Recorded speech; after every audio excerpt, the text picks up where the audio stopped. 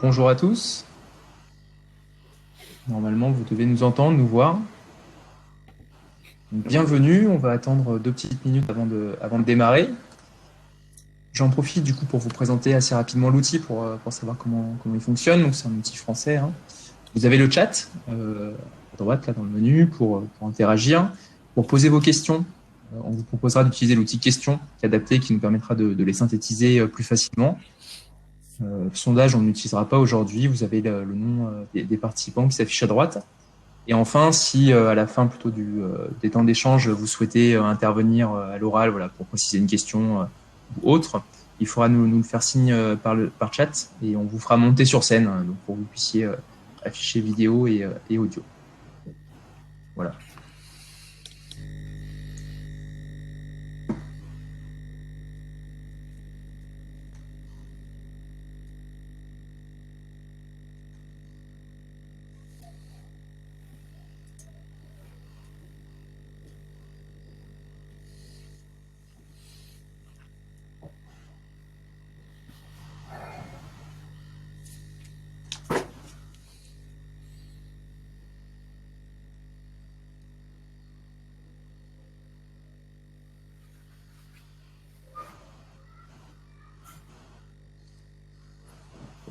On attend encore une petite minute.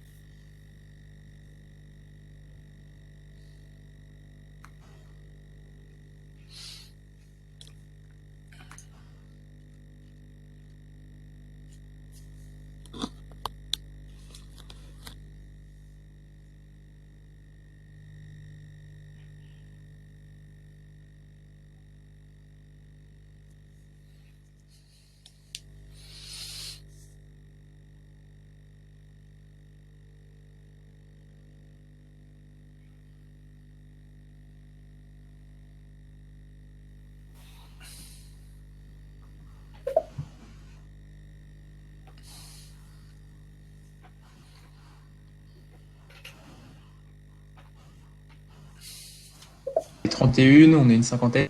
On va démarrer doucement avec l'introduction. Ça laissera le temps de nous rejoindre aux derniers arrivants.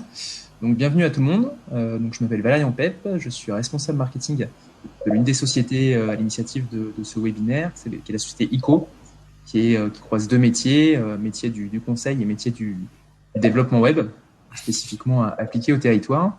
Et je vais être le modérateur de ce webinaire aujourd'hui. Donc, ce webinaire, c'est le premier sur rebondir sur les territoires après le Covid-19, qui est donc constitué de 2 épisodes, à travers lesquels on va essayer de vous apporter un éclairage sur cette crise systémique qui commence à s'ouvrir, de l'identification des risques aujourd'hui à la préparation de la relance. Donc, le premier épisode, quels impacts possibles à court, moyen et long terme de la crise Covid-19 sur la dynamique de développement des territoires. On va prendre 40 minutes d'échange, 40 minutes de présentation, puis 20 minutes d'échange.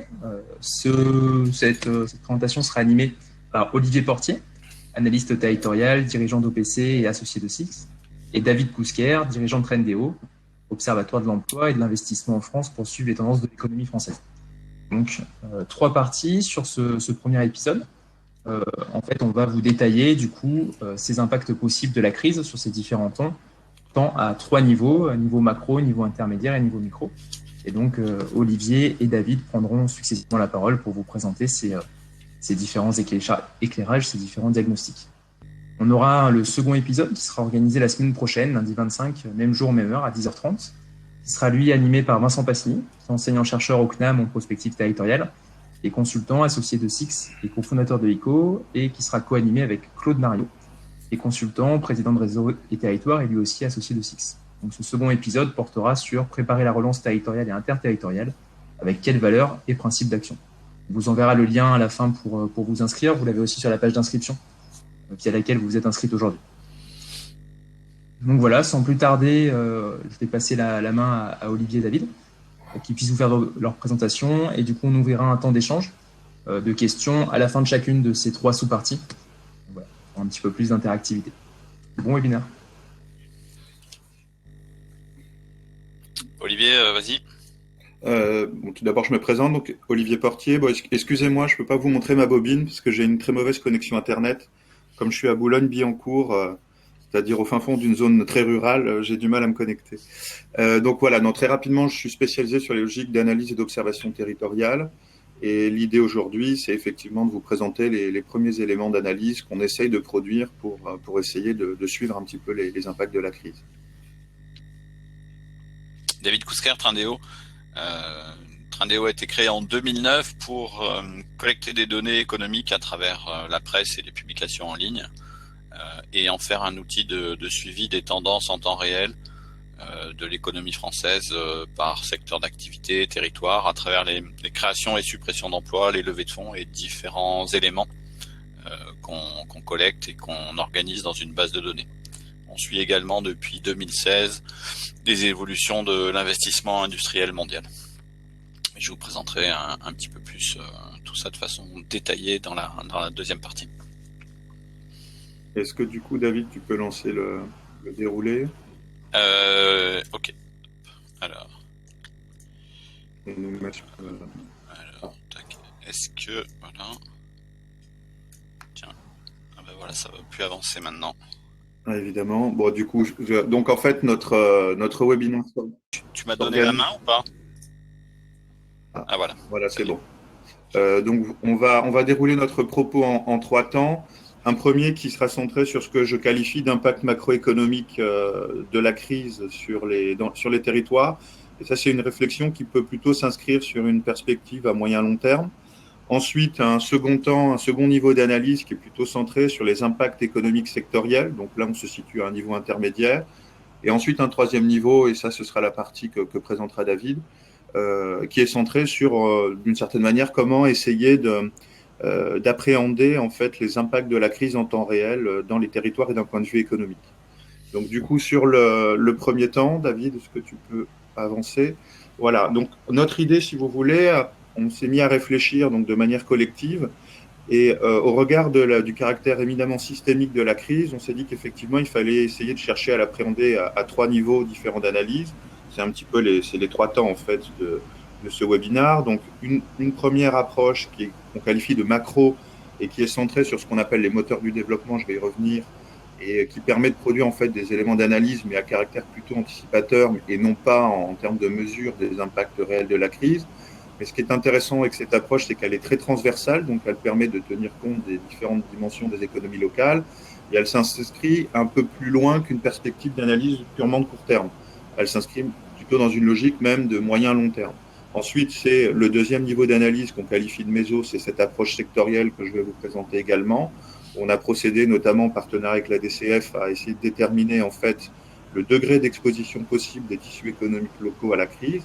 Et enfin, donc l'approche plus micro, centrée sur une approche à l'entreprise ou vraiment à l'emploi, qui est une approche, elle, plutôt de suivi. Donc du coup, on combine différents niveaux d'approche qui sont de notre point de vue tout à fait complémentaires, à la fois pour chercher à anticiper, mais aussi envisager des perspectives de relance, certes à court terme, mais aussi à moyen long terme, et avoir en complément un suivi presque en temps réel des impacts économiques, mais aussi potentiellement sociaux, on y reviendra, de la crise du Covid. Donc sur ce premier temps, sur l'approche qu'on qualifie d'analyse macroéconomique des territoires au regard des impacts de la crise, David, tu peux passer directement sur le slide d'après. Il est intéressant de mobiliser une grille de lecture que nous avons l'habitude de mobiliser, qui a été développée initialement par le chercheur Laurent Davzy et qui s'appuie en fait sur des postulats assez élémentaires de prime abord. C'est qu'en gros, un territoire aujourd'hui ne se développe pas uniquement en fonction de sa seule capacité à produire de la richesse, c'est-à-dire à enregistrer une augmentation de son PIB, mais plutôt en fonction de sa capacité à capter du revenu. Or, pour capter du revenu, les territoires disposent de quatre grands leviers qu'on appelle, nous, dans notre jargon, les moteurs du développement. Vous avez donc les revenus productifs exportateurs, donc qui sont liés à la capacité exportatrice des territoires, et typiquement derrière ces revenus se cachent l'industrie aéronautique, l'industrie automobile, les services financiers, l'agriculture, etc. Vous avez un deuxième levier qui se compose des revenus publics. Donc, vous avez des fonctionnaires dans les territoires qui, via des logiques de redistribution liées à l'impôt, bénéficient de revenus qui alimentent en revenus, en richesse les territoires. Vous avez aussi les revenus sociaux. Vous avez des ménages dans les territoires qui, au regard de leur situation, vont pouvoir bénéficier, entre guillemets, d'un certain nombre d'allocations, allocations chômage, de lutte contre la pauvreté, aide au logement, remboursement de soins, etc. Et qui, là encore, viennent abonder la richesse des territoires via, non pas un mécanisme lié à la production de richesse, mais plutôt à des logiques de redistribution. Et puis enfin, très connu aussi, c'est une thématique qui a émergé dans le courant des années 90, c'est cette fameuse économie résidentielle, donc qui renvoie aux revenus résidentiels. Et derrière ces revenus résidentiels, vous retrouvez les pensions de retraite, qui renvoient eux aussi à un mécanisme redistributif, les dépenses touristiques, dont je vis toute l'année quelque part, j'y travaille, mais l'été, je vais aller dépenser de l'argent dans un autre territoire où je vais passer mes vacances. Et puis, ce qu'on appelle les revenus pendulaires. Les revenus pendulaires sont ces revenus qui sont liés au fait que je vais vivre sur un territoire et travailler sur un autre. Donc, je vis à Dijon, je travaille à Paris, je contribue à la croissance économique parisienne, mais je rapatrie une partie de cette richesse créée à Paris à mon lieu de résidence Dijon. Donc ça, c'est la façon dont les territoires peuvent capter du revenu. Et derrière, il y a un second temps qui est tout aussi déterminant, c'est la façon dont ils vont redistribuer dans les économies locales ces revenus captés, donc sous la forme de dépenses de consommation. Et cette consommation, aujourd'hui, dans les territoires, en moyenne, elle génère 65 à 70% de l'emploi total. Et c'est ce qu'on appelle donc cette économie présentielle, une économie qui ne s'adresse qu'à une clientèle qui est présente sur le territoire. On retrouve derrière ces emplois le boulanger, le charcutier, le médecin, le chauffeur de taxi, l'artisanat, etc., etc. Donc cette grille de lecture en temps normal est tout à fait intéressante pour comprendre de manière transversale comment se développent les territoires. Et on peut la remobiliser pour appréhender les impacts de la crise, mais à ce moment-là, il faut l'amender radicalement, notamment David, est-ce que tu peux avancer sur le slide, en reclassifiant les différents revenus qui composent cette grille de lecture. Alors, je ne rentrerai pas dans le détail, vous pourrez regarder ça à tête reposée, mais en gros, il ne s'agit plus maintenant de chercher à identifier quels sont les revenus qui viennent de l'extérieur du territoire et ceux qui sont générés localement, c'est-à-dire les revenus présentiels, mais plutôt d'essayer de déterminer quels sont les revenus exposés à la crise et ceux qui le sont plutôt faiblement. Dans la mesure où cette crise est à la fois une crise de l'offre et une crise de la demande, on est là sur un phénomène tout à fait nouveau, et notamment, par exemple, les revenus présentiels, qui étaient plutôt des revenus de nature peu exposés. Le boulanger, en règle générale, est relativement peu exposé à une crise financière mondiale ou à une crise économique massive. Aujourd'hui, des secteurs de l'économie présentielle ont pu être très fortement impactés, comme par exemple la coiffure ou la restauration, enfin voilà, tous ces secteurs-là. Donc du coup, il faut mobiliser une nouvelle façon d'utiliser cette grille d'analyse en distinguant non plus uniquement les revenus qui viennent de l'extérieur de ceux qui sont générés localement, mais plutôt en distinguant les revenus exposés de ceux qui le sont plutôt modérément. Et donc sur le slide qui suit, on peut observer une cartographie justement à l'échelle des intercommunalités du poids des revenus exposés dans l'ensemble des revenus détenus par les intercommunalités. Donc plus on est en rouge vif, plus a priori, on est bien sur des éléments d'anticipation, pas des éléments d'impact direct et réel, a priori, donc plus on est en rouge vif, plus la part des revenus détenus par les territoires sont des revenus qui sont très exposés à cette crise du Covid-19. Et donc, je ne m'appesantirai pas sur la géographie qui se dessine, mais on voit que globalement, les territoires très frappés vont être notamment les territoires alpins et des littoraux, la Corse également, qui sont des territoires très touristiques, et notamment dont le développement touristique s'appuie principalement sur du tourisme marchand, donc secteur très exposé. On voit aussi l'Île-de-France, qui est assez fortement exposée, car plutôt spécialisée dans des revenus de nature plutôt concurrentielle et exportatrice.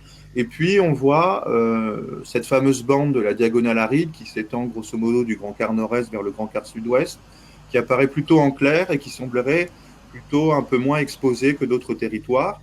Et ça, c'est assez logique, puisque ces territoires-là sont plutôt spécialisés dans la captation de revenus de nature socialisée, c'est-à-dire des revenus publics, des revenus sociaux et des pensions de retraite. Revenus qui, eux, vont a priori être relativement peu impactés par la crise, si ce n'est les revenus sociaux qui, eux, vont même augmenter, puisqu'on va déployer des amortisseurs qui permettront de contrevenir aux chocs que les secteurs d'activité marchands vont subir. Une autre façon d'appréhender et d'utiliser cette grille d'analyse, sur le slide d'après, merci David, alors cette carte est volontairement illisible. Je l'ai fabriquée pour l'intégrer dans un ouvrage que je suis en train d'écrire. Elle présente en fait, sur la base des logiques de captation de revenus, ce que j'appelle des modèles de développement territoriaux. C'est-à-dire que suivant que telle intercommunalité capte plus qu'en moyenne tel ou tel type de revenus, on va fabriquer un modèle qui peut être soit purement retraité, soit purement pendulaire, soit il peut être très complexe et même, vous voyez en violet, celui qui apparaît le plus, de nature productive, publique, sociale, retraitée. Alors ça doit vous sembler assez jargonnant et incompréhensible à ce stade, mais en fait c'est très intéressant parce que ça permet de comprendre de manière assez immédiate et synthétique les grandes modalités de fonctionnement socio-économique des territoires et du coup d'envisager donc comment ils fonctionnent, mais aussi quel est potentiellement leur degré d'exposition à cette crise. Et suivant que les modèles de développement traduisent un fort niveau de socialisation, je le répète, quand je parle de socialisation, c'est que les territoires captent une importante proportion de revenus publics, de revenus sociaux, de pensions de retraite, ils seront a priori plutôt moins exposés. Alors que des territoires qui, par exemple, auront un profil plutôt productif et résidentiel, spécialisé sur le tourisme et les revenus pendulaires, vont eux être largement exposés. Et c'est ça qui est tout à fait étonnant avec cette crise, c'est que, entre guillemets, les locomotives d'hier, qui avaient plutôt justement des modèles de nature productivo-résidentielle, sont beaucoup plus exposés que les wagons d'hier, qui étaient les territoires au profil plutôt socialisé. Alors cela ne veut pas dire que demain, les territoires qui n'allaient pas bien vont aller beaucoup mieux que nos anciennes locomotives. Ils vont quand même en plus subir la crise à certains égards, mais ils vont moins la subir. Il se posera de toute façon, quoi qu'il en soit, la problématique de leur redynamisation au sortir de cette crise, mais en tout cas, a priori, au regard de la structure de leurs revenus captés, largement bâtis plutôt sur des amortisseurs, hein, revenus publics, revenus sociaux, revenus de pension de retraite, ils devraient être moins impactés. Donc cette approche en termes de modèle permet aussi d'envisager le degré d'exposition possible des territoires à la crise.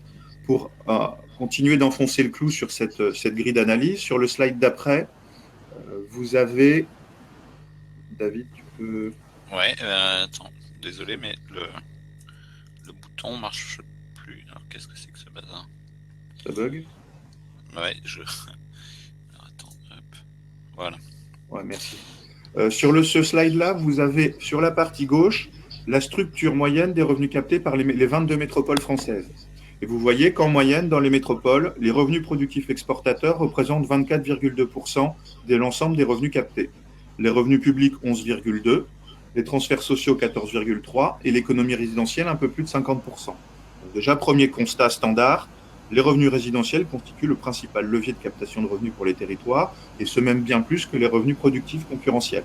Et cela même dans les métropoles. Et la crise va probablement avoir un impact sur cette structure des revenus moyens, mais après on pourrait faire l'exercice sur n'importe quel type de territoire, c'est que d'une part, elle va avoir un effet très violent sur les revenus productifs concurrentiels, donc leur poids dans la structure de captation va diminuer. En revanche, les revenus publics, eux, en tout cas à court terme, devraient rester stables. On ne va pas licencier des fonctionnaires à cause de la crise, donc ils vont constituer en cela une sorte d'amortisseur du point de vue de la captation de revenus.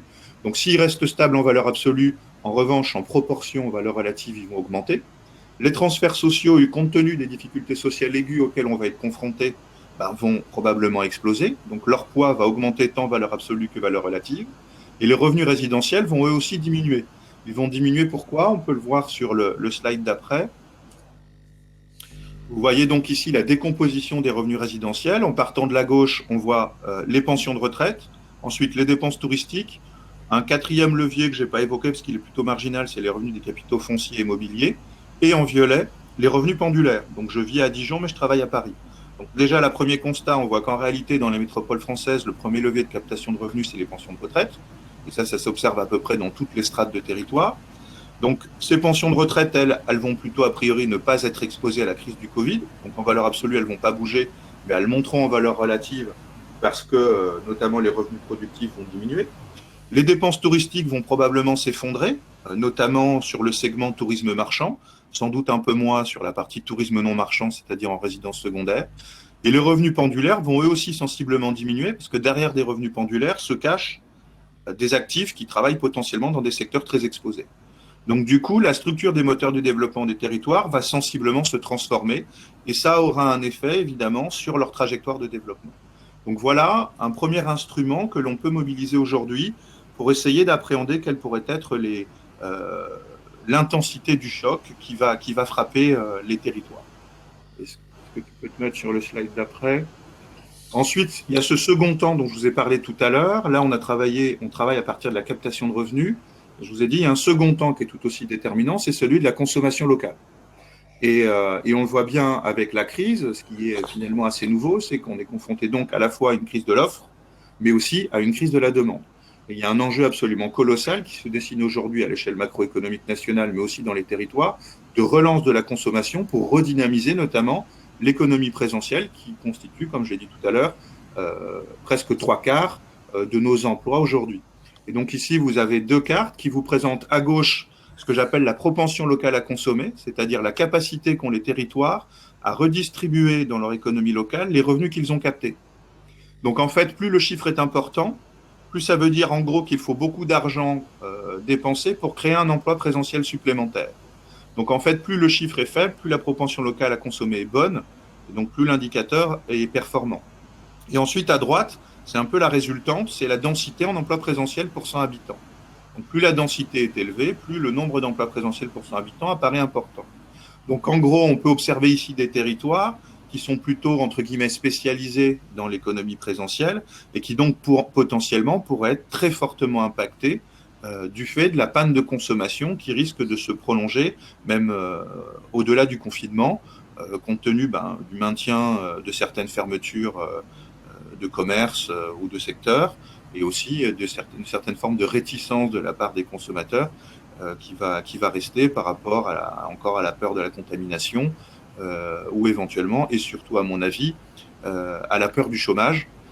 En gros, on va avoir peur de perdre son travail, donc du coup, on va reporter un certain nombre de dépenses de consommation. Donc voilà, donc avec ces éléments d'information, il est possible, de manière très macro, de commencer à appréhender quels pourraient être les impacts de la crise. Alors ici, on s'inscrit dans des tendances qui sont plutôt de long terme, parce qu'on est vraiment sur des données de structure très profondes, mais qui permettent d'envisager et de proposer une lecture peut-être un peu différente que de ce qui peut être proposé habituellement. Donc voilà, j'en ai fini avec ce premier temps. Si éventuellement vous avez des questions, vous pouvez commencer à les poser, ou sinon on passe directement à la deuxième partie. Vous pouvez poser vos questions via l'outil chat ou questions. On pourra les reprendre à la fin aussi si elles vous viennent après. Une petite précision, on vous enverra aussi donc, le support et le replay qui est enregistré du webinaire. Je pense qu'on peut... Du coup, je ne vois pas de questions. Éventuellement, peut-être qu'elles arriveront plus tard. Je vous propose qu'on enchaîne sur le second temps. Donc, le deuxième niveau d'approche auquel on a réfléchi, on le qualifie plutôt de méso, c'est-à-dire d'intermédiaire. Et on a essayé de réfléchir à une façon d'appréhender, là encore de manière anticipatrice, donc les impacts de la crise, mais là sous un angle plus strictement économique, et notamment ses impacts sur le tissu économique local dit marchand. Ce qui était intéressant dans l'approche macro, c'est qu'on a une vision transversale où on intègre à la fois l'économie publique, les transferts sociaux, les dépenses touristiques. Là, ce second niveau s'inscrit vraiment dans un registre plus étroit, celui de l'analyse anticipatrice des impacts sur les secteurs d'activité.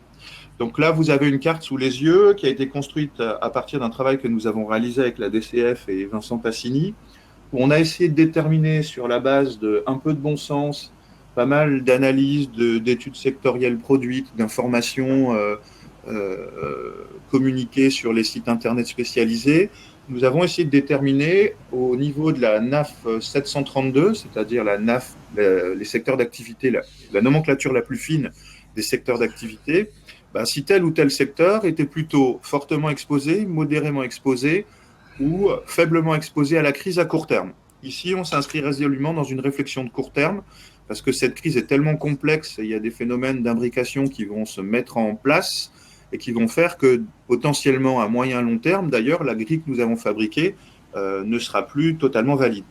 Donc du coup, par exemple, dans les secteurs classés comme potentiellement fortement exposés, au regard des informations qu'on avait trouvées, on avait mis le secteur pêche en mer, transformation et conservation de la viande de volaille, commerce de gros d'équipements automobiles, commerce de détail de poissons, magasins spécialisés, coiffure, soins de beauté, etc.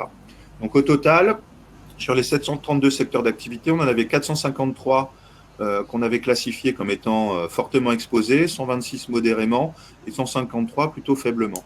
Et ensuite, ce que l'on a fait, c'est qu'à l'échelle des intercommunalités, on a comptabilisé le nombre d'emplois au 31 décembre 2018 qui sont compris dans ces différentes catégories de secteurs d'activité.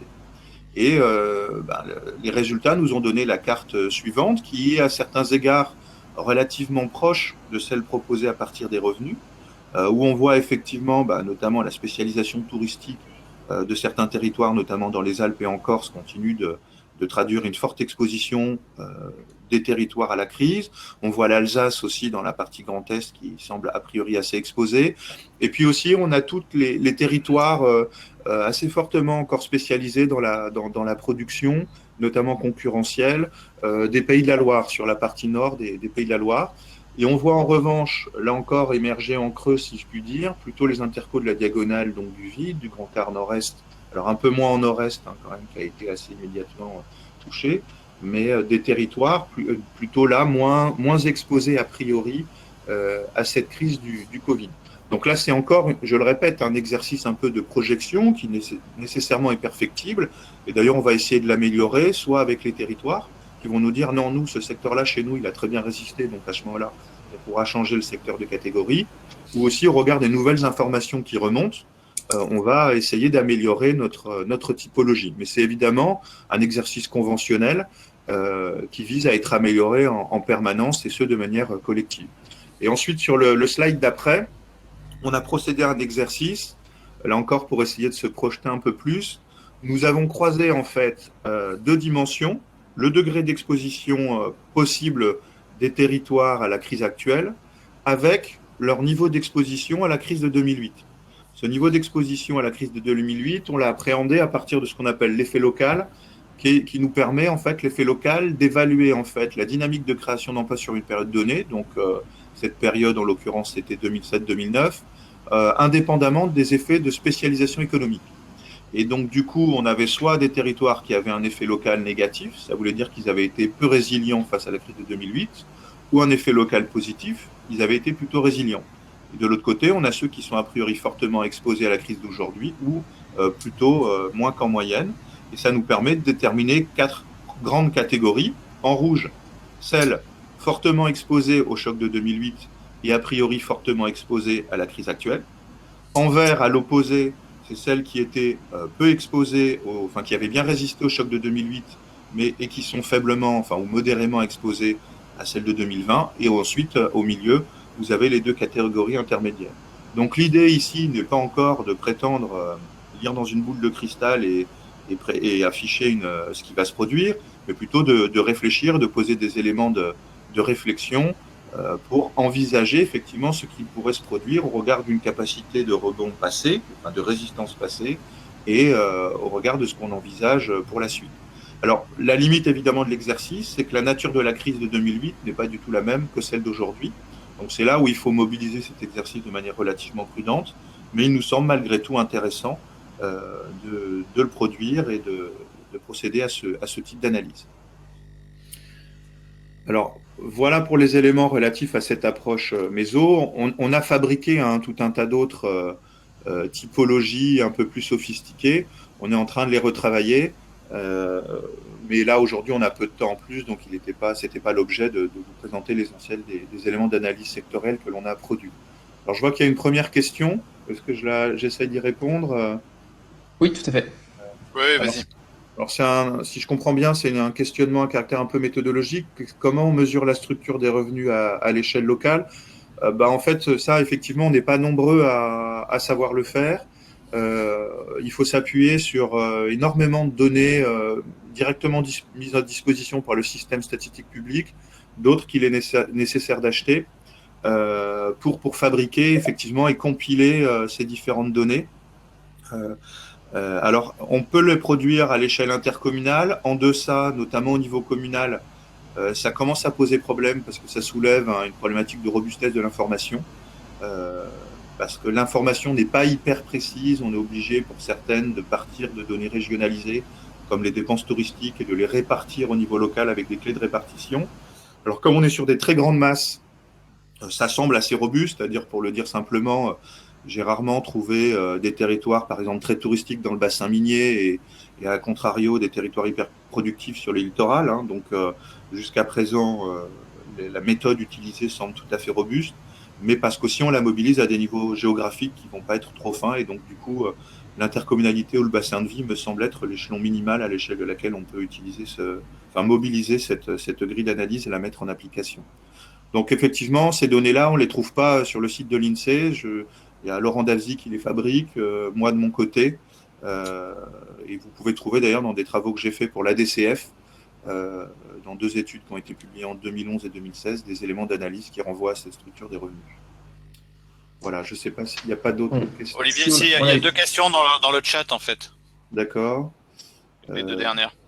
Alors, à vous transmettre la nomenclature. Effectivement, ça m'est souvent demandé.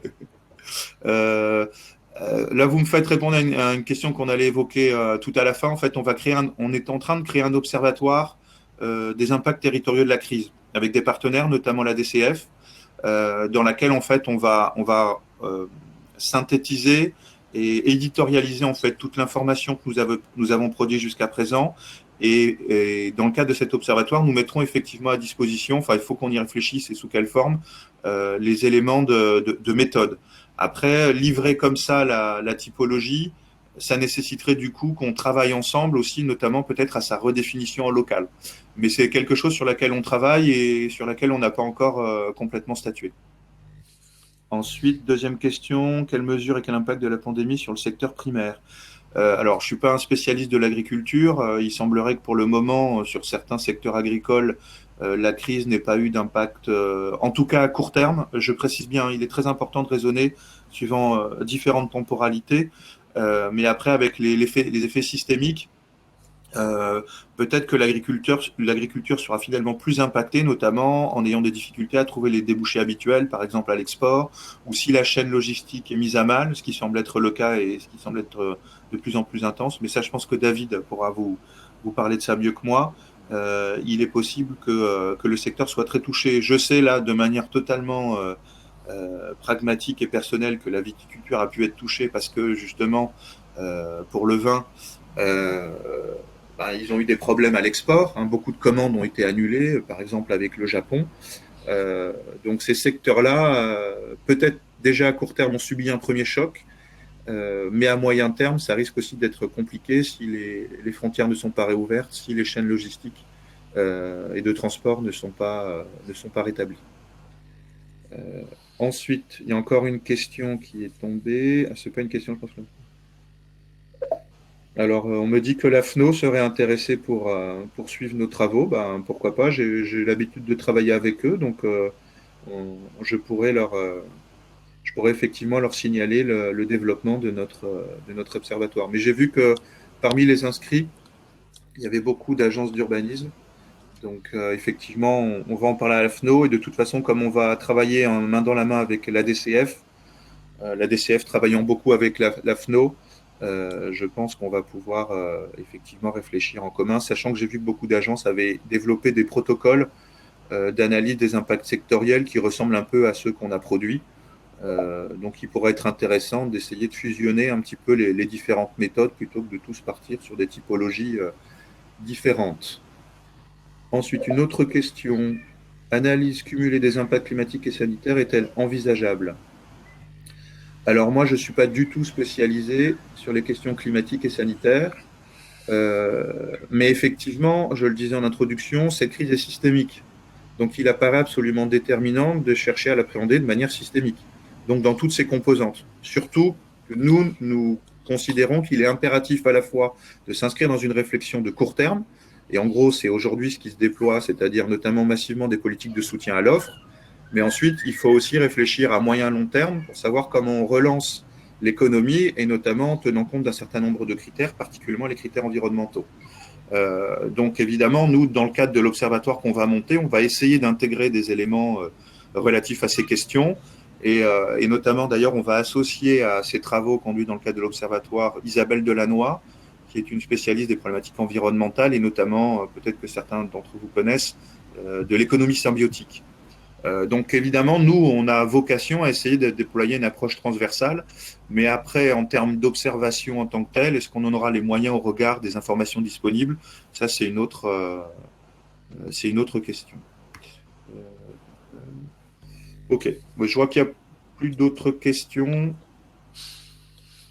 Non, c'est bon. Du coup, on peut passer à la troisième partie.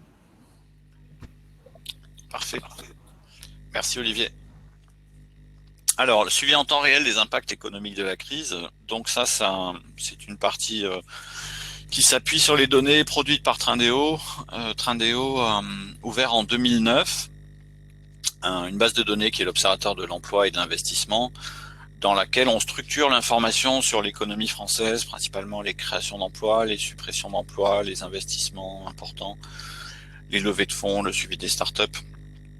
Donc une palette d'événements économiques que l'on suit et pour lesquels chaque fois qu'on repère une information, donc là j'ai mis un exemple de fiche d'information qu'on introduit dans notre base, à partir d'une information là parue sur France Bleu, quand il y a l'annonce de la fermeture d'un site, ou ça peut être une extension ou des recrutements, mais là il s'agit d'une fermeture, on va structurer l'information en mettant le nombre d'emplois supprimés, le type d'activité, la société, le secteur, le site internet de la société, les coordonnées GPS du site, enfin, tout un tas d'éléments qui permettent d'agréger en temps réel les informations issues de la presse. Donc ça ne prétend pas du tout remplacer la statistique publique, c'est juste une façon de voir un petit peu en temps réel les tendances de l'économie. Là c'est quelque chose que on a publié donc samedi. Du coup on publie régulièrement maintenant depuis un an, toutes les semaines, une synthèse de la semaine. Et là, c'est ce qu'on voit la semaine dernière. Donc, c'est l'agrégation de toutes les informations que je vous ai présentées précédemment. Donc, la semaine dernière, on a rentré 70 infos sur l'économie française qui se répartissent de façon cartographique, un peu dans l'ouest, au centre, etc. Donc, on voit la répartition géographique. En termes de secteur, on n'a pas trop détaillé. Là, sur ce bilan hebdomadaire, on présente juste la plus grosse suppression d'emplois, la plus grosse création et une petite synthèse chiffrée, et puis on met en avant une entreprise qui nous paraît intéressante. Ce qu'on voit, c'est que les petites courbes, la cumul hebdomadaire des emplois créés et supprimés, superposent le niveau de création nette d'emplois qu'on a dans notre base de 2020, 2019 et 2018. Et ce qu'on voit, c'est que la courbe de 2020 en vert est en train de s'installer dans la durée en dessous de 2018 et 2019, alors que le début d'année 2020 nous semblait bien parti pour être une année encore plus dynamique que l'année 2019, qui était une année un petit peu de tendance de ralentissement. Et là, ce qu'on voit, c'est que cette semaine, très précisément, donc la semaine dernière, on a commencé à voir arriver les premières informations très négatives sur des annonces de suppression d'emplois. Donc là, c'est de Richebourg Aéronautique Service qui envisage de supprimer 700 postes. Alors ils envisagent, c'est quasiment certain. Le seul élément d'incertitude, c'est pour le moment de savoir si ça va se faire en juin ou à la rentrée. Mais ce qui a été frappant, et là je vous ai mis juste après le bulletin hebdomadaire qu'on avait publié pour la semaine du 11 au 17 avril, c'est que il n'y avait pas d'information. Vous voyez là on est à 70 infos la semaine dernière, en temps normal on est plutôt à 130-140 infos par semaine. La semaine du 11 avril on était à 40 infos. Donc il se passait très peu de choses. Il se passait des choses positives parce que c'était des infos sur des entreprises qui renforçaient leurs effectifs pour répondre aux besoins de la crise, produire des masques et autres. Mais les annonces de suppression d'emplois n'étaient pas encore... il y avait très peu d'informations là-dessus. Et donc là, ce qu'on pressent, c'est qu'en fait, toutes les entreprises sont en train de faire leur compte, d'essayer de voir quel est l'impact immédiat sur leur carnet de commandes et puis l'impact à moyen terme de la crise, et les décisions en termes d'emploi sont en train d'être dimensionnées. Et ce que me disait un industriel vendredi, c'est qu'ils allaient passer leur été à rédiger un PSE, et donc le mois de septembre et la rentrée risquent d'être extrêmement difficiles. Et là, ça commence à arriver. donc on a une semaine qui est négative avec beaucoup de suppression d'emplois. Si on essaie de regarder ça un petit peu par secteur et de structurer ce qu'on voit, et c'est encore très fragile, mais les secteurs qui vont mal ou les points de fragilité les plus évidents, alors le commerce et l'hôtellerie-restauration, pour le moment, à travers les annonces de la presse, on n'en voit pas les effets. On voit les effets à travers les statistiques du chômage, les données URSSAF et autres, mais il n'y a pas d'annonce sur des fermetures, ou très très peu. Ce qui va se passer là, c'est que très probablement au moment de la réouverture des restaurants, par exemple, on va constater que un certain nombre ne vont pas réouvrir. Voilà. Après, les choses qui vont déjà mal aujourd'hui, c'est qu'on voit des entreprises qui, en temps normal, auraient été reprises parce que en difficulté, en redressement, aujourd'hui ne trouvent pas de repreneurs parce que personne n'a envie de prendre de risques, personne n'a même éventuellement le temps d'étudier des dossiers parce que tout le monde est occupé à gérer sa propre entreprise.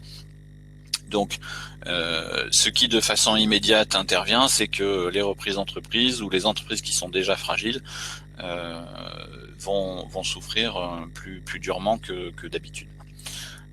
L'intérim, c'est pareil, on en parle rarement dans la presse, donc nous on a relativement peu de données là-dessus, mais il est certain que dans l'augmentation brutale du chômage, les fins de contrats d'intérim sont importantes. L'aéronautique, on commence déjà à voir des choses se dessiner, c'est-à-dire que dans les annonces qu'on a enregistrées, les plans sociaux les plus importants, c'est dans l'aéronautique. Il y a eu d'AR, donc le nombre d'emplois n'a pas été confirmé, mais on évoque 3000 emplois supprimés sur 10 000, ce qui est énorme.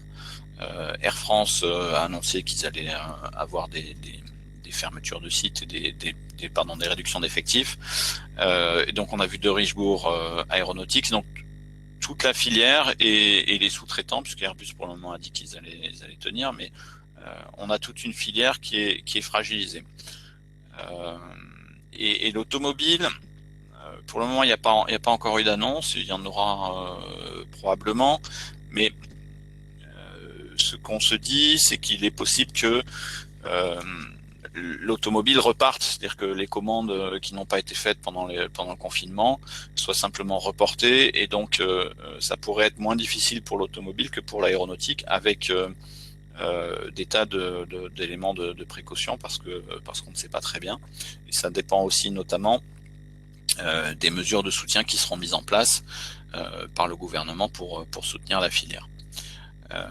Donc là, il pourrait y avoir une inversion d'ailleurs de la situation, puisque dans les années 2009-2019, on a commencé à suivre des informations de façon structurée en 2009. L'automobile était le secteur le plus fragile et l'aéronautique allait plutôt bien. Il pourrait y avoir une inversion des positions, puisque dans l'aéronautique, la situation paraît durablement bouchée pour plusieurs mois. Les secteurs qui pourraient être épargnés, donc il y a d'une part de façon un peu micro, voire anecdotique, les spécialités liées à la crise. Tout ce qui est textile qui s'est reconverti dans la production de masques, les tests. Donc on a quelques secteurs et quelques entreprises qui annoncent des créations d'emplois en ce moment pour répondre à une demande accrue. On a probablement tout ce qui est autour du numérique, tout ce qui peut se faire à distance, continue à se développer, même si évidemment la demande globale va être moins forte, mais on a des startups qui ont continué à lever des fonds pendant à peu près toute la période du confinement. Et puis ce qui pourrait arriver aussi, c'est probablement, alors même si la logistique mondiale va probablement être fragilisée, la logistique du dernier kilomètre, la logistique qui consiste à servir le consommateur final au sein des villes, pourrait se développer en lien avec le commerce électronique. Voilà un petit peu pour des éléments, c'est plus des éléments de réflexion que des constats, parce que les mauvaises nouvelles commencent à peine à arriver. Alors, pour essayer de réfléchir un peu plus là-dessus, j'ai repris ce que nous avions constaté en 2009, pour essayer de voir aussi quels pourraient être les points de différence. Donc en 2009, ça c'est un détail de la répartition par secteur des pertes d'emploi qu'on avait enregistré. Donc chez Trindéo, on avait enregistré 81 000 pertes d'emploi en global en bas à droite dans les secteurs industriels, avec les plus grosses pertes pour l'industrie automobile, donc 24 000 suppressions d'emplois, 8 000 pour l'informatique, l'électronique et l'optique, 6 000 pour le caoutchouc, la plasturgie, l'industrie chimique, 6 000 également. Et puis tout en haut, on avait l'aéronautique et le spatial qui avaient résisté, les industries alimentaires qui étaient juste à l'équilibre, les autres industries manufacturières pareil. Donc on avait un tableau qui pourrait être un peu modifié en 2020, avec l'aéronautique et le spatial qui vont probablement être touchés beaucoup plus fortement et qui n'échapperont pas à la crise, et peut-être l'automobile. Ça, c'était juste quelle période cette évolution des emplois manufacturiers. Là, la slide que je suis en train de présenter, c'est vraiment juste 2009. Hein. C'est un retour avec 2009, puisque 2009, c'est l'année de crise industrielle extrêmement forte. Donc, c'était les plus fortes pertes d'emplois dans l'industrie manufacturière. Et donc, j'essaie de voir qu'est-ce qui, entre la crise de 2009 et celle de 2020, pourrait changer. Et là, par type d'activité, ce qui s'était passé en 2009, ce qu'on voit, c'est que les points de vente avaient perdu des emplois. Là, c'est vraiment par type d'activité du site, indépendamment du secteur d'activité. La logistique avait aussi perdu des emplois. Pareil pour les centres d'appel, la production d'énergie également, la R&D aussi. La production agricole également, l'hébergement de serveurs, tout le monde avait perdu des emplois. Donc ça avait été une crise assez générale. Là, peut-être que la logistique résistera mieux. Probablement les services en ligne aussi, l'hébergement de serveurs va augmenter parce que les gens vont essayer de se tourner vers le numérique. Mais globalement, en 2009, tous les types d'activités avaient été touchés. Et là, si on regarde les services, ce qui avait été touché en 2009, les services à la personne augmentaient beaucoup. C'était à l'époque de l'introduction des lois Borloo et autres, donc il y avait pas mal de nouvelles activités dans ce secteur-là. La restauration avait continué à créer des emplois, en tout cas dans ce que nous on en avait capté. Et puis on voit tout en bas que en 2009 s'ajoutait à la crise économique également des décisions publiques de suppression d'emplois. Il y avait eu tout le plan de restructuration des armées, des plans de suppression d'emplois dans les hôpitaux. Donc ça pourrait changer par rapport à 2020, c'est-à-dire qu'on n'assistera probablement pas à des suppressions d'emplois aussi importantes dans les services publics. Mais le transport aérien avait déjà pas mal souffert, donc Air France avait annoncé de très nombreuses suppressions d'emplois. Et puis pas mal d'autres secteurs avaient été impactés, hein, donc on voit services bancaires et financiers, agences de voyage. Ce qui avait résisté et ce qui pourrait changer par rapport à cette année, donc c'est l'hôtellerie et la restauration qui avaient continué à créer des emplois en 2009, alors que cette année, ça risque d'être beaucoup plus violent. Alors j'aimerais, pour faire un petit peu de prévision, revenir sur les tendances immédiatement avant la crise. Et là, les données que je présente sont des données qu'on a publiées en février, qui sont une présentation des tendances économiques telles qu'on les voit à travers nos données dans le secteur du commerce. Donc ce qu'on voyait dans le commerce et qui risque probablement de s'amplifier, c'est qu'il y avait, si on répartit l'ensemble des emplois du commerce qu'on a captés dans nos données par grande fonction, vous avez les points de vente, la logistique, les services, donc ça c'est tout ce qui est services après-vente, les centres d'appel, etc.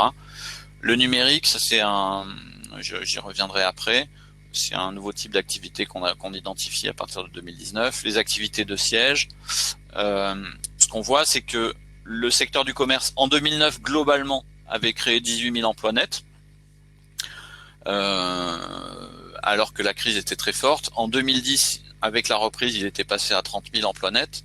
Et ce qu'on voit, c'est qu'en 2019, on n'avait plus que 3 000 emplois nets.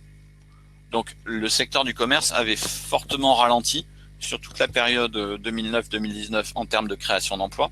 Et si on isole même les seuls points de vente, c'est la première case, les moins 1719, ils perdaient des emplois sur l'année 2019. Et si on voit en bas à gauche, si on regarde la courbe des emplois nets dans les points de vente, donc qui est commerce de détail, supermarché, hypermarché, on voit qu'il y a un effondrement assez important de 2009 à 2019. Et en 2019, il y a eu des annonces négatives chez Carrefour, Conforama, Castorama.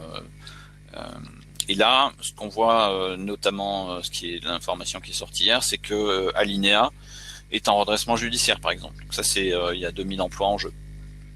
Donc la crise pourrait accélérer ce mouvement.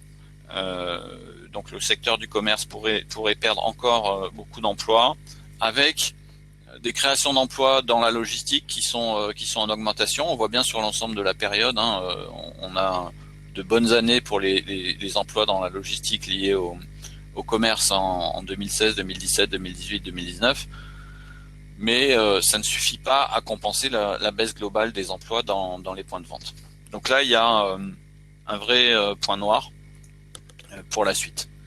Alors en compensation, peut-être sont les activités numériques. Ça, c'est un type d'activité qu'on a isolé l'an dernier. L'idée, c'est, indépendamment du secteur de l'activité, c'est d'identifier toutes les entreprises dont l'activité est axée autour des plateformes, autour du logiciel, autour d'une nouvelle forme de service aux clients. Et si on répartit ces activités numériques par secteur, on voit que d'une part, bon, c'est du développement de logiciels en termes d'emploi, mais vous avez aussi des données des entreprises dans les services bancaires et financiers. Donc c'est tout ce qu'on appelle les fintech et l'insurtech, les gens qui font de la distribution directe ou des plateformes de comparaison. On a la publicité et l'étude de marché, pas mal d'entreprises autour du suivi des consommateurs en ligne, ce type d'activité. On a ce qui est intéressant aussi, c'est de l'ingénierie, ce qui est moins évident, c'est-à-dire qu'on a peut-être moins connu. On a beaucoup d'entreprises qui sont dans le logiciel de gestion des machines, d'optimisation de la production industrielle et autres. Donc là, ça fait partie des secteurs qui peuvent résister. Donc chacun de ces secteurs est assez micro, mais tous ensemble, ils font 17 000 emplois nets en 2019. C'est le premier secteur création d'emplois. Donc ce qui est intéressant, c'est de voir que les activités numériques sont présentes dans à peu près tous les secteurs d'activité. On voyait, il y avait notamment 29 projets en 2019 avec des entreprises autour de l'enseignement en ligne. Donc là, évidemment, ça va probablement pas mal se développer.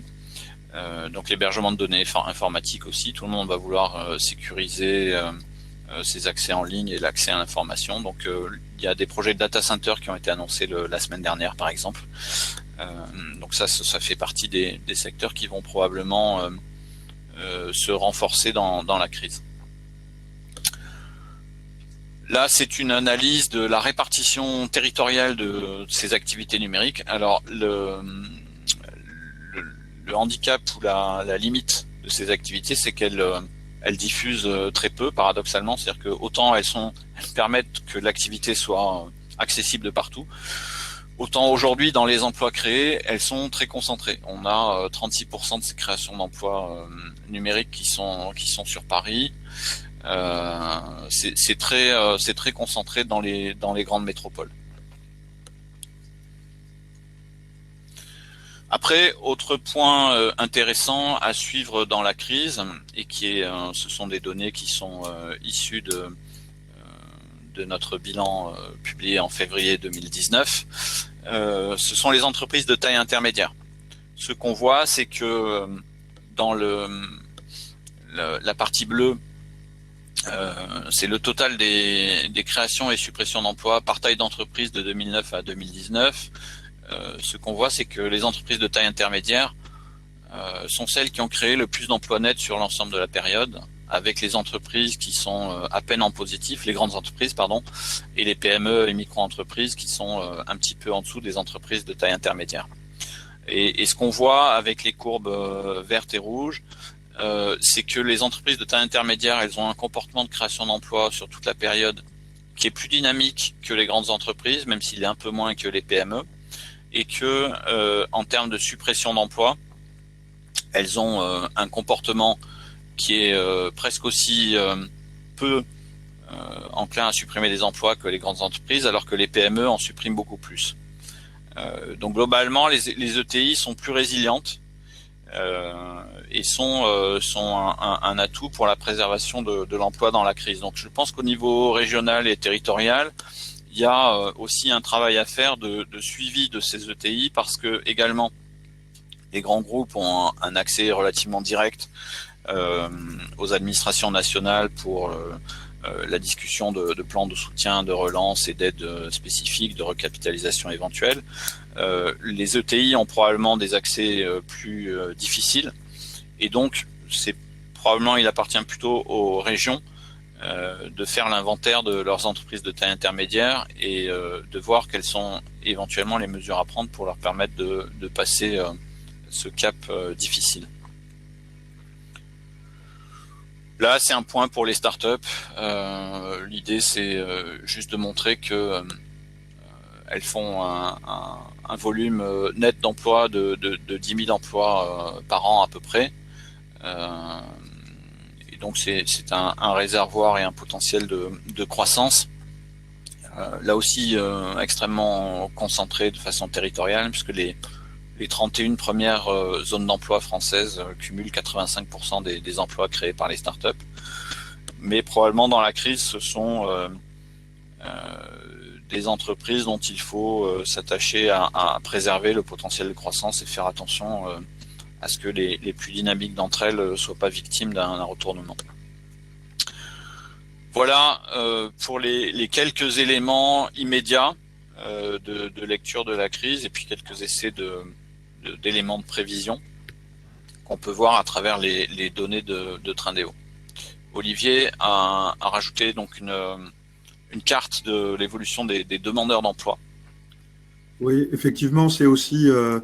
en fait, nous, on est en veille sur les données qui sont mises à disposition par la statistique publique, et notamment celles qui seraient les plus fraîches et les plus à même de nous permettre d'effectuer un suivi en temps réel. Et là, la DARES, par exemple, communique des éléments d'information, alors non pas à l'échelle géographique que l'on souhaite, mais ici à l'échelle des zones d'emploi et pas des intercommunalités comme les données précédentes que j'ai présentées, sur donc, entre autres, l'évolution des demandeurs d'emploi de catégorie A, dont il communique le nombre au premier trimestre 2020. Donc dans le premier trimestre 2020, on a les 15 derniers jours de mars. Donc a priori, on a tendance à penser que la crise n'a quand même pas eu des effets aussi immédiats. Et malheureusement, si vous regardez le petit graphique en bas à gauche, vous avez là, donc ça c'est directement produit d'une note de la DARES, l'évolution mensuelle des demandeurs d'emploi de catégorie A au niveau national.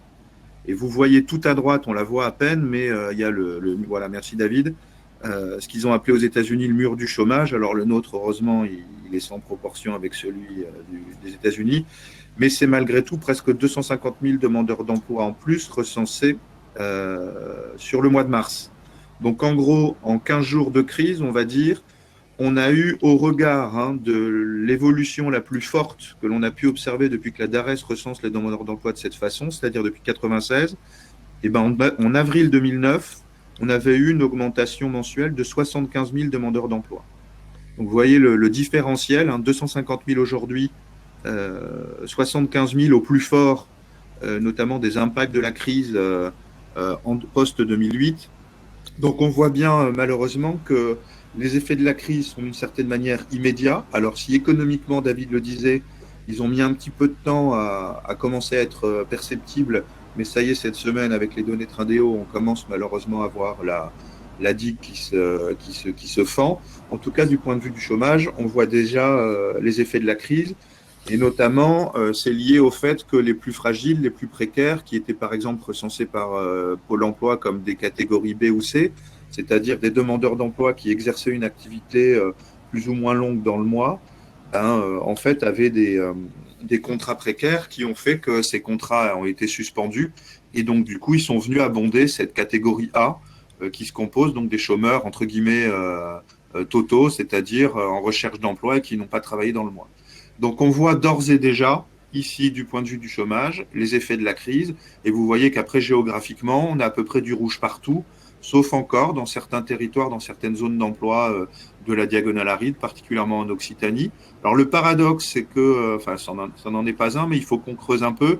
Vous voyez les Alpes sur les catégories A, alors qu'on avait vu que c'était a priori des territoires très exposés, tant du point de vue macro que du point de vue méso. Aujourd'hui, à ce stade, du point de vue du chômage, on lit pas encore les impacts de la crise. Mais ça, c'est une histoire, à mon avis, de catégorisation. Et aussi, c'est probablement lié au fait que beaucoup d'emplois saisonniers sont créés dans ces zones-là. Et donc, du coup, les actifs qu'il y a derrière ne sont pas recensés dans ces territoires. Mais globalement, voilà. Donc, on mesure ici, du point de vue du chômage, déjà les impacts massifs de cette crise. Et donc, on voit qu'elle est à la fois immédiate et extrêmement intense, même au regard de la crise de 2008. Du coup, On a une question arrivée dans le chat. ouais. Du coup, je vais commencer à y répondre. Peut-être que David, salut Mathieu. Donc, ne sommes-nous pas sur une crise explosive de la demande qui pourrait repartir plus vite que celle de 2008 ? Moi, j'ai tendance à craindre que non, parce qu'il y a plusieurs facteurs qui rentrent en jeu. C'est déjà, est-ce que le déconfinement qui déjà est progressif, on peut quand même s'interroger sur le fait que est-ce qu'on ne va pas être exposé à une remontée des contaminations qui vont faire qu'on reviendra peut-être à un reconfinement qui sera peut-être moins radical que celui que nous venons de vivre. Et ensuite, il y a ce que j'évoquais tout à l'heure, c'est que compte tenu des impacts économiques et donc du coup sociaux, il va y avoir une peur du chômage terrible qui va provoquer, à mon avis, un report d'énormément de dépenses, sachant qu'en plus, là, durant les 2 mois de confinement, c'est évident, les études, notamment celles de Xerfi, ont montré que la consommation avait baissé de l'ordre de 90%. Chose qui ne s'était jamais vue, évidemment, en dehors des temps de guerre. Donc, moi, je crains que la relance de la consommation soit très lente, soit très partielle. Et c'est pour ça que quand je travaille avec des territoires, je les encourage vraiment à se focaliser sur cette question. Il me semble impératif de réfléchir à des nouvelles solutions pour essayer de relancer la consommation. Alors, pas uniquement via la commande publique, ce qui est déjà un levier très intéressant. Mais le problème aussi, c'est qu'à moyen terme, les collectivités vont sans doute financièrement être exsangues. Je pense déjà à 2021, avec l'activité économique au ralenti, tous les investissements, les subventions qui auront été allouées en 2020 et la fiscalité qui va stagner, voire diminuer en 2021, ça risque d'être compliqué pour les collectivités. Donc il faut aussi qu'à l'échelle territoriale, les collectivités, les territoires réfléchissent à comment contribuer à ce que les ménages, entre guillemets, consomment et potentiellement adjoindre cette réflexion de court terme à une réflexion de plus long terme, c'est-à-dire l'inscrire dans une perspective, une sorte de consommation un peu durable, à caractère écologique, parce que si c'est pour relancer l'achat d'iPad qui sont fabriqués à l'autre bout du monde, on peut évidemment s'interroger sur la portée à la fois environnementale, mais même sociale de telles pratiques. Et sachant qu'en plus, dans les enquêtes de consommation qui sont réalisées par exemple par l'Obsoco, je crois que ça veut dire l'Observatoire social de la consommation, notamment dirigé par un économiste qui s'appelle Philippe Moati, dans leurs enquêtes, ils interrogeaient en fait chaque semaine les ménages qui étaient en confinement. Et en règle générale, ce qui ressortait de ces enquêtes, c'est qu'à 63-65% des cas, les personnes envisageaient une sorte de retour à la normale, c'est-à-dire des pratiques de consommation strictement identiques à la façon qu'ils avaient consommé avant l'entrée en vigueur de la crise. Donc là, il y a peut-être tout un travail aussi de sensibilisation à faire sur toutes ces idées de circuits courts et de relance des économies locales via des pratiques de consommation un peu spécifiques et un peu réorientées. Il ne s'agit pas de promouvoir le grand soir, mais un peu réorientées pour préserver un certain nombre de perspectives, notamment environnementales, écologiques et sociales. Alors, il y a d'autres questions. Sur la deuxième qui est arrivée, ce sera le propos du deuxième webinaire, on en reparlera à la fin. On pourrait répondre Clairement, le bleu foncé sur les Alpes est lié à la baisse habituelle des emplois saisonniers à cette période. Donc effectivement, là, quelqu'un qui a l'air de bien connaître le sujet corrobore l'idée que je soumettais. Ensuite, la relocalisation de la production-consommation comme meilleure mesure barrière face au risque de rebond de la pandémie, facteur de résilience pour les territoires. Alors, là encore, David sera sans doute plus compétent que moi pour répondre. Moi, je suis assez sensible à cette idée de relocalisation et cette notion de souveraineté industrielle. Néanmoins, je suis très mesuré et très prudent parce que j'ai tendance à penser et même à craindre que les relocalisations, ça ne se décide pas d'un claquement de doigts. En plus, si jamais même elles venaient à se produire, ça aurait un effet évidemment assez lourd sur le pouvoir d'achat des Français. Donc ça, il va falloir le préparer. Mais j'ai tendance à penser que les logiques de relocalisation vont être plutôt modérées. Et c'est un peu ce qu'a l'air de dire un économiste spécialiste de ces questions qui s'appelle Mood El Mood, je crois. Je crains d'écorcher son nom. En revanche, ce en quoi je crois plus, c'est une réorganisation des chaînes de valeur. C'est comment encourager notamment les grandes entreprises qui produisent un certain nombre de biens et de services et qui s'appuient sur des produits qui vont être réalisés par d'autres, comment au lieu peut-être d'externaliser leurs ressources, si je puis dire, dans des pays étrangers et situés au bout du monde et notamment en Chine, comment elles pourraient peut-être plutôt chercher à s'appuyer sur un écosystème entrepreneurial situé dans une certaine forme de proximité ou tout au moins à l'intérieur des frontières nationales. Donc voilà moi ma perception des choses. Je ne prétends absolument pas avoir la vérité sur cette question, mais ça me semblerait peut-être plus efficace que de penser que subitement les entreprises françaises localisées à l'étranger vont se relocaliser au regard des contraintes que ça pourra générer. Sur ce sujet de la relocalisation, il y a plusieurs points. J'ai tendance à penser qu'il s'agit plus de réindustrialisation que de relocalisation, notamment parce que il y a des secteurs qui sont en cours de développement, comme le secteur des batteries par exemple, pour lequel l'enjeu c'est d'être présent pour accueillir les nouveaux sites de production et comme c'est une industrie émergente, il n'y a pas de thématique encore de relocalisation. Après, ce qu'il faut voir aussi, c'est qu'on était déjà dans une phase de reprise un petit peu industrielle en 2016-2019, ça avait même démarré en 2015, et déjà il y a des difficultés qu'on perçoit dans le recrutement. Il y a des difficultés de recrutement dès que l'industrie repart un petit peu, et dans la recherche de foncier industriel.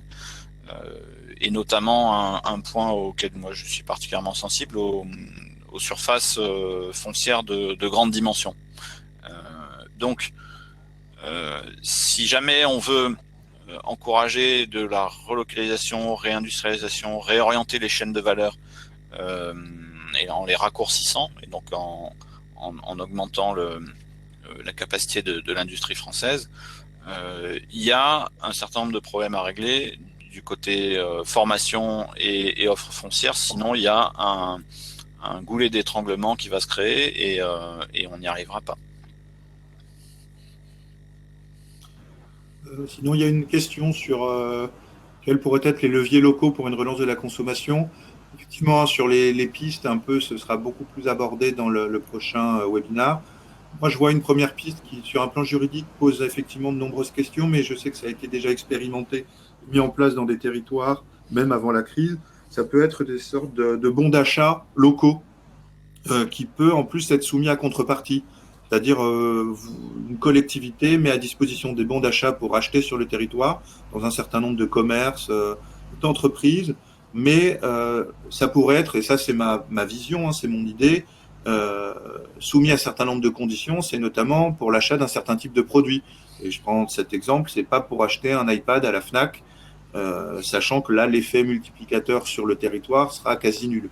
Et en plus, la dimension environnementale de la production des iPads peut poser question.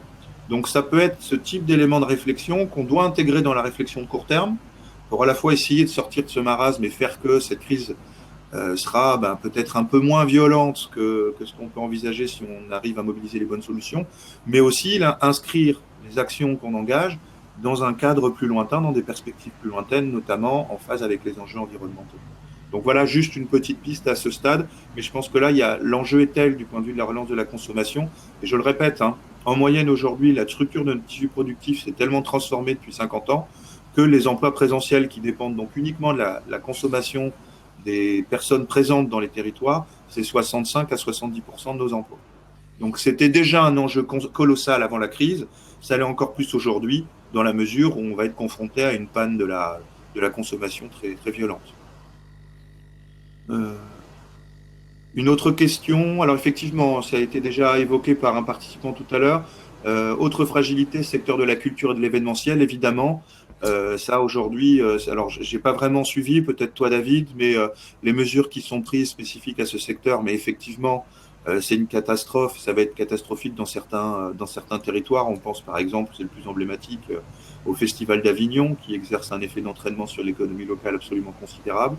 Donc là, il est vrai qu'il va falloir essayer de trouver des solutions ad hoc pour contribuer à redynamiser, tant que faire se peut, ce type de secteur d'activité. Mais là, je crois qu'il y a beaucoup de décisions qui vont aussi être prises au niveau national pour essayer de renflouer un peu le secteur et la filière.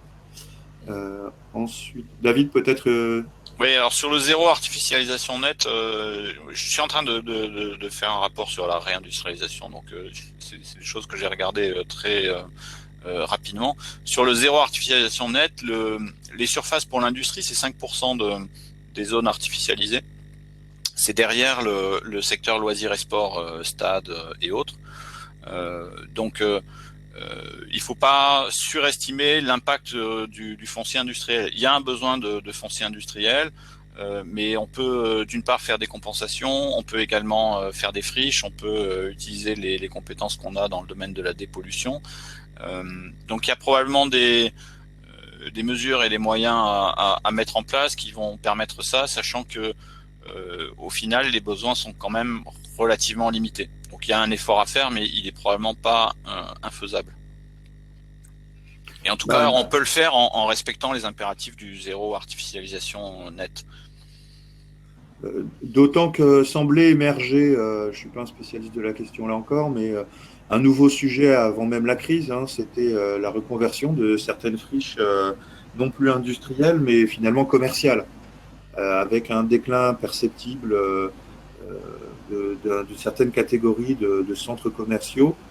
Peut-être que là aussi, ça pourrait laisser de l'espace à la réimplantation d'activités non plus commerciales, mais industrielles, sur des espaces qui, au départ, avaient une vocation commerciale. Donc, sans vraiment connaître bien le sujet, je pense qu'aujourd'hui, quand même, du point de vue foncier, on a des possibilités, des perspectives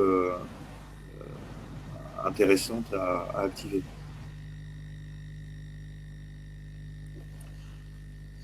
Donc, j'ai l'impression qu'on a fait le tour des questions.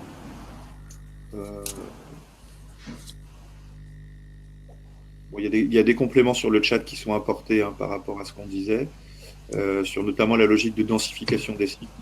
Effectivement, j'imagine que ça peut être des solutions à traiter, mais là encore, on voit bien que finalement, c'est des problématiques qui doivent se penser au niveau local, au regard de situations qui sont extrêmement hétérogènes d'un territoire à l'autre. Du coup, comme on a un peu déjà débordé, je vous propose qu'on conclue. David, tu peux juste me mettre sur le petit slide de conclusion. Oui, alors, hop. Donc, à ce stade, nous, les réflexions que nous avons conduites pour essayer d'analyser et de produire des éléments à caractère un peu anticipateur ou de suivi, compte tenu de l'intérêt que ça a suscité, notamment c'est parti d'une carte que j'ai postée sur LinkedIn. Je pensais que ça allait intéresser 200 personnes. En fait, j'ai eu plus de 15 000 vues. Et puis les suivantes ont aussi eu beaucoup de vues. On s'est dit qu'il était important d'essayer de structurer quelque chose de manière beaucoup plus organisée, en apportant des éléments de méthodo et aussi d'interprétation. Donc c'est pour ça que notamment avec David de Trindéo, Six, ICO, on a décidé d'essayer de créer donc un observatoire des impacts territoriaux de la crise qui aura vocation à reprendre une partie donc de ce qu'on vous a présenté là, et surtout de produire quelque chose de plus dynamique, de mis à jour. Alors évidemment, sur les éléments un peu contextuels, anticipateurs, là, il n'y aura pas de mise à jour régulière, même si on pourra, notamment sur l'approche sectorielle que l'on produit, on pourra faire évoluer notre typologie sectorielle suivant que les secteurs sont plus ou moins exposés, et proposer d'ailleurs différentes cartographies pour dire, voilà, à ce stade, au tout début de la crise, on pensait que ça se produirait comme ci, et avancer dans le temps. Mais donc l'idée, voilà, c'est de proposer donc en accès libre sur un site internet. Ces éléments-là, et notamment, on va essayer en plus d'améliorer les modes de représentation, par exemple pour les éléments cartographiques. Dans un second temps, il sera possible de zoomer sur les cartes pour pouvoir se focaliser, par exemple, spécifiquement plutôt sur une région que d'avoir la carte France entière des intercos qui parfois noie un peu la vision qu'on peut avoir des choses. Ensuite, on a un second temps déjà prévu à un horizon de mi-juin qui permettra en fait aux utilisateurs de cliquer sur l'interco de leur choix et de disposer d'une fiche avec l'ensemble des éléments d'information relatifs à cette interco et de manière précise. Parce qu'effectivement, les cartes, c'est bien, mais ça ne vous permet pas d'avoir l'information précise, ça vous permet de vous situer dans une classe, mais de ne pas avoir l'information précise du territoire qui vous intéresse. Donc voilà, donc aujourd'hui, bon, on va lancer, si tout va bien, donc cette première version de l'Observatoire à la fin du mois, avec notamment bon, tous les éléments qu'on vous a présentés aujourd'hui, mais aussi d'autres. Et évidemment, cet observatoire a vocation à vivre et à être alimenté par une mise à jour d'informations. Et ça, c'est tout le travail qu'on conduit donc avec David de Trindéo. On va associer aussi d'autres partenaires qui potentiellement pourront nous permettre d'injecter de l'information en continu. Et donc continuer voilà, de proposer des éléments pour essayer de comprendre, anticiper et suivre, en associant un pool aussi d'experts sur les différents sujets, pour proposer des éléments d'analyse qui soient les plus précis possibles. Donc ça, c'est sur la partie analytique et observation. On essaye aussi de proposer au territoire une offre pour les accompagner dans la définition de leur stratégie de relance. Donc ça s'appuie évidemment sur une composante un peu observation, analyse, mais aussi derrière, surtout sur tout un travail de réflexion à caractère opérationnel pour définir les grands enjeux de la stratégie de relance à court et long terme, mais aussi derrière travailler avec des écosystèmes d'acteurs bien structurés pour se mettre résolument en mode action et proposer des solutions. Donc ça fera l'objet d'un temps d'échange avec vous et d'autres, on l'espère, lors du deuxième webinar du lundi 25 mai. Donc du coup, vous pouvez d'ores et déjà vous inscrire. Je vois que Valérian est très réactif. Et si vous êtes intéressé, nous, si je ne dis pas de bêtises, Valérian, on a vos coordonnées mail. On pourra vous adresser un mail lorsqu'on ouvrira l'observatoire pour que vous puissiez vous y connecter sans difficulté. Donc à ce stade, l'Observatoire, en plus, on a comme partenaire avec nous la DCF, l'Association des communautés de France. Mais évidemment, je l'ai dit tout à l'heure, la crise étant tellement transversale et tellement systémique et surtout impactante, nous sommes très ouverts à toutes les collaborations pour avancer sur au moins cet aspect-là. Voilà, j'en ai fini pour ma part. On verra un mail automatiquement déjà avec les ressources, le replay et la présentation qui vous a été faite. On ne manquera pas de communiquer les informations sur l'observatoire quand il sera lancé. Alors, je vois juste, il y a quelques petites questions qui sont remontées sur notamment, oui, il faut des moyens d'ingénierie territoriale et des moyens financiers. Ça, je partage tout à fait le point de vue de cette personne. Alors, nous, c'est pour ça que notamment, on a des méthodes d'accompagnement où on cherche à former, à faire monter en compétences les agents avec qui on travaille pour leur permettre ensuite d'être le plus autonome possible dans leurs travaux, notamment sur ces champs-là. Après, je vois, ça fait plusieurs fois qu'on me le dit, il serait bon que l'ARF soit impliqué dans ce travail. Écoutez, nous, c'est avec plaisir. Moi, j'ai pas de contact à l'ARF, mais on travaille avec beaucoup de régions. On travaille avec Grand Est, avec Nouvelle-Aquitaine. J'ai un travail en cours avec Bourgogne-Franche-Comté. Mais en tout cas, ce serait avec plaisir qu'on travaillerait avec l'ARF sur ces questions.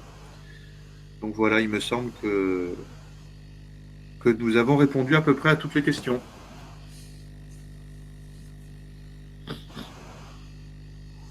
On peut clôturer du coup. Ouais, merci à tout le monde. Merci à tous pour votre participation. Au revoir. Au revoir.